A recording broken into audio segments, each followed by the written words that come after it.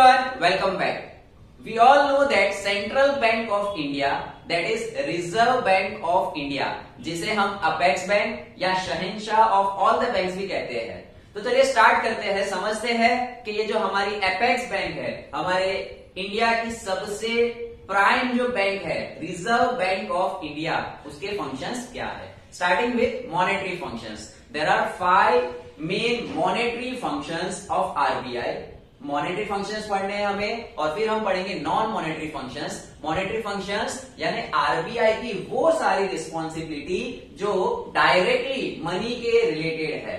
So functions of RBI that are directly related on money.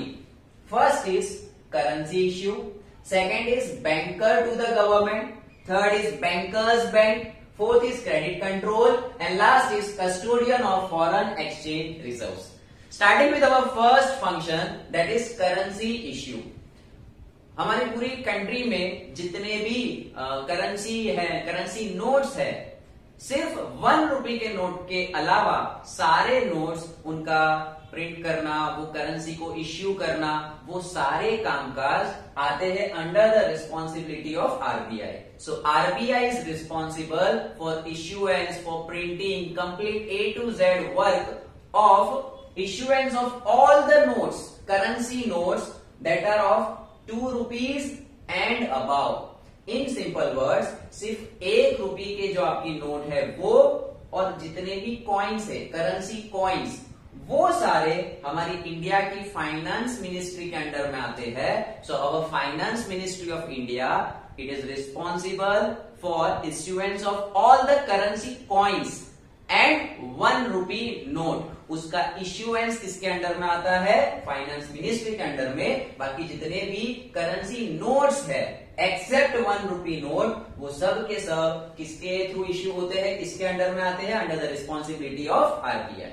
Now second, RBI act as banker to the government. RBI वो government की bank, advisory, agent of central as well as state government की तरह act करती है। यानी government को banking, जैसे normal businessman या पर्सन को जिस तरीके से बैंकिंग की सर्विसेज प्रोवाइड की जाती है, वैसे ही पूरे एक स्टेट को, पूरे कंट्री की गवर्नमेंट को बैंकिंग सर्विसेज प्रोवाइड करवाना, तो उनकी बैंक है आरबीआई। सो हमारी जो सेंट्रल गवर्नमेंट है, स्टेट गवर्नमेंट है, उनको कुछ फंड इश्यू करना है या कहीं से कुछ फंड कलेक्ट करना है, XYZ बैंकिंग की जितनी भी नीड्स है, वो central as well as state government की कौन पूरी करता है? RBI. So RBI is the banker of government. Okay, then comes bankers bank, है ना। हमने आरबीआई को ऑलरेडी नाम देके रखा है शहंशाह ऑफ ऑल द बैंक,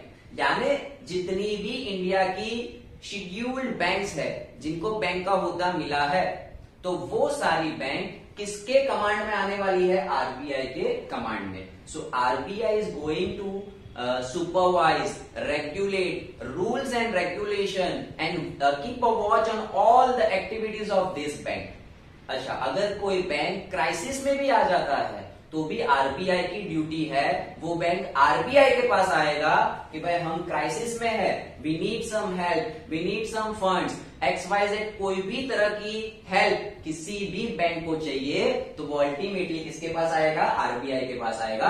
अगर आरबीआई चाहे तो वो उसे वो हेल्प कर देगी, अगर आरबीआई ने उसे हेल्प करने से मना कर दिया तो फिर वो जो XYZ बैंक है वो किसी और बैंक से हेल्प नहीं ले सकता है। इसीलिए हम कहते हैं RBI is the bankers of all the bank. सभी बैंक की भी जो bank head of all the bank, it is RBI. Now very important point, credit control. हमने previous primary functions of commercial bank में पढ़ा था क्रेडिट क्रिएशन, के हर बैंक, कमर्शियल बैंक वो क्रेडिट क्रिएशन करती है। What is credit creation? In simple word, expansion of money, multiplication of money. तो वो एक ऐसा मनी बनाती है, सूडो मनी जो है नहीं, मनी को 5 टाइम्स 10 टाइम्स मल्टीप्लाई कर लेती है। तो we have studied this thing, credit control. अगर क्रेडिट क्रिएशन, अगर आपको नहीं पता क्रेडिट क्रिएशन क्या है, तो हमारे वीडियो से आप अंडरस्टैंड कर लेना। राइट नाउ क्रेडिट क्रिएशन से हमें पता है कि जितना कमर्शियल बैंक क्रेडिट क्रिएशन करेगी, उतना इकोनॉमी में मनी का सप्लाई बढ़ेगा। और जितना क्रेडिट क्रिएशन कम होगा उतना मनी का सप्लाई इकोनॉमी में कम होगा। सो RBI is responsible for flow of money in the economy. तो अब अगर इकोनॉमी में मनी का फ्लो बहुत बढ़ गया है तो हर बैंक के क्रेडिट क्रिएशन को आरबीआई कंट्रोल करेगा। आरबीआई चाहे तो वो बैंकों को रिक्वेस्ट कर सकता है कि आप क्रेडिट क्रिएशन बढ़ाओ, आरबीआई चाहे तो उनके क्रेडिट क्रिएशन को रोक सकता है। तो क्रेडिट क्रिएशन का कंट्रोल कौन गवर्न करता है? It is the responsibility of reserve bank of India. Last but not the least, custodian of foreign exchange reserve. Now every country there is a central bank which has all the power and custody of foreign exchange. Our central bank, our apex bank is Reserve Bank of India, और Reserve Bank of India की custody में हमारा सारा foreign exchange reserve आता है। Foreign exchange reserve यानी जो foreign currency का हमारा रिजर्व है, जो हमारी फॉरेन करेंसी इंडिया के सारे बैंकों की मिला के वो किसके कस्टडी में आती है? आरबीआई की कस्टडी में आती है। Student remember, every country need some foreign exchange reserve in order to survive the competitive world level market.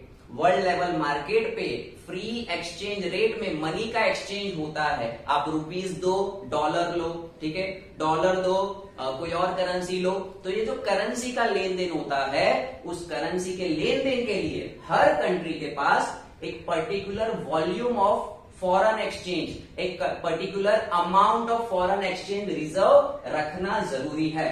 तो आरबीआई मेक श्योर करता है कि अगर जो लिमिट तक फॉरेन एक्सचेंज रिजर्व होना चाहिए उससे कम अगर हो गया तो आरबीआई उस लिमिट तक का वॉल्यूम मेंटेन करेगा। So every country needs to have certain amount of foreign exchange reserve, और उस लिमिट को कौन रेगुलेट करेगा? RBI. In simple terms, foreign exchange, foreign money जितना हमारे कंट्री के पास रिजर्व होना चाहिए उतना है या नहीं है वो कौन कंट्रोल करेगा? आरबीआई कंट्रोल करेगा। अगर लिमिट से कम रिजर्व है तो आरबीआई उसको क्या करेगा? एड ऑन करेगा, उतना रिजर्व एक्स्ट्रा करके रखेगा। So this way 5 monetary functions of reserve bank of India. Now let us study non monetary functions. Now let us discuss non-monetary functions of RBI. Non-monetary function किसे कहते हैं? Those functions which are not directly related to money or finance. In that, the first function is regulatory and supervisory function. We all know, students, that RBI is the apex bank. It is the Shahenshah of all the bank. It is bankers bank. अब जब ये सभी बैंकों की bank है तो हर एक bank, scheduled bank, commercial हो, कोऑपरेटिव हो, वो क्या कर रही है, किस तरीके से कामकाज कैरी आउट कर रहे हैं, बैंकिंग एक्टिविटीज किस तरीके से होनी चाहिए, उसके रेगुलेशंस भी कौन देता है? आरबीआई। वो रूल्स एंड रेगुलेशन फॉलो हो रहे हैं या नहीं उसका सुपरविजन भी कौन करता है? RBI. A particular bank is performing its work as per rules and regulation. A bank needs some help. The bank is going to open some other branch. The withdrawal money facilities, XYZ, all the activities that are going to happen in the banking sector that are regulated and supervised by RBI. कौन से rules होने चाहिए और वो rules follow होते हैं या नहीं, वो दोनों कामकाज किसके हैंडल में आते हैं? आरबीआई के हैंडल में आते हैं। प्रमोशनल फंक्शंस, पिछले लेक्चर में भी मैंने बताया था आपको कि जितने ज्यादा लोग बैंकिंग से जुड़ेंगे उतना ज्यादा इकोनॉमी का डेवलपमेंट होता है, उतना ज्यादा इकोनॉमी को बूस्ट मिलेगा, मोमेंटम मिलेगा। The more the number of people are joining in banking facilities are having the country whose people are having more banking habits or good banking habits, then the economy of that country will get a nice momentum, will get a nice boost. तो promotional functions के अंदर RBI क्या करता है? अलग अलग sectors जैसे agriculture sector, export का सेक्टर, इंडस्ट्रियल सेक्टर, उन सेक्टर्स को हेल्प करता है, फाइनेंस देता है, जिससे वो सेक्टर ग्रो करे, और ट्राई करता है आरबीआई कि ज्यादा से ज्यादा लोगों को बैंकिंग से जोड़ा जाए। क्योंकि अगर कंट्री के लोग बैंकिंग से नहीं जुड़ रहे हैं तो जो लोग बैंकिंग यूज नहीं करते हैं वो कैश ट्रांजेक्शन करते हैं, और उनके कैश ट्रांजैक्शन फिर इकोनॉमी की एंट्री में नहीं आते हैं। तो जितने ज्यादा लोग बैंकिंग से जुड़ेंगे उतना ज्यादा जो ट्रांजेक्शन्स है वो गवर्नमेंट के नजर में आएंगे, आरबीआई की नजर में आएंगे, तो आरबीआई ट्राई करती है कि जितनी बैंकिंग फैसिलिटीज है ज्यादा से ज्यादा लोग तक उनका प्रचार किया जाए, ताकि ज्यादा से ज्यादा लोग बैंकिंग करें। अलग अलग स्कीम्स, अलग अलग लोन्स, अलग अलग finance, different sort of help, अलग अलग सेक्टर के लोगों को वो दे के प्रोमोशनल फंक्शंस करती है। Then last, financial inclusion and development. तो ये जो फंक्शन है उसी का एक्सटेंडेड वर्जन है ये, कि फाइनेंशियल इंक्लूजन आरबीआई ट्राई करती है कि जो बिल्कुल लो एंड सिटीजन है, low end citizen in the sense कि जिसको कोई नॉलेज नहीं है बैंकिंग का, पढ़ा लिखा नहीं है, ठीक है, the very common people of the country, RBI try करती है कि हम उससे भी बैंकिंग की सर्विस में लाए।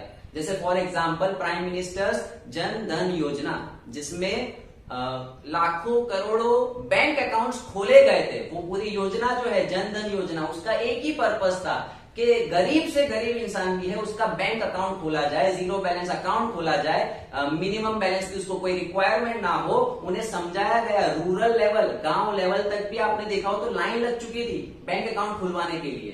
तो उससे फायदा क्या हुआ, ज्यादा से ज्यादा लोग बैंकिंग के अंदर इंक्लूड हुए, बैंकिंग करने लगे। तो आरबीआई ट्राई करता है कि फाइनेंशियल इंक्लूजन किया जाए, क्योंकि फाइनेंशियल इंक्लूजन की वजह से ज्यादा लोग, ज्यादा से ज्यादा मीन्स जितने लोग जहां तक बैंक पहुंच भी नहीं सकता, रूरल एरियाज है, ठीक है, ऐसी डिस्ट्रिक्ट है जहां पे बैंकिंग सर्विसेज नहीं है ज्यादा, तो आरबीआई क्या करता है वहां तक के लोगों को बैंकिंग के अंदर जोड़ने की कोशिश करता है, जिससे हमारा कंट्री की इकोनॉमी को बूस्ट मिलता है, इकोनॉमी का डेवलपमेंट होता है। So this both functions are complementary functions of each other, दोनों एक दूसरे को हेल्प आउट करते हैं।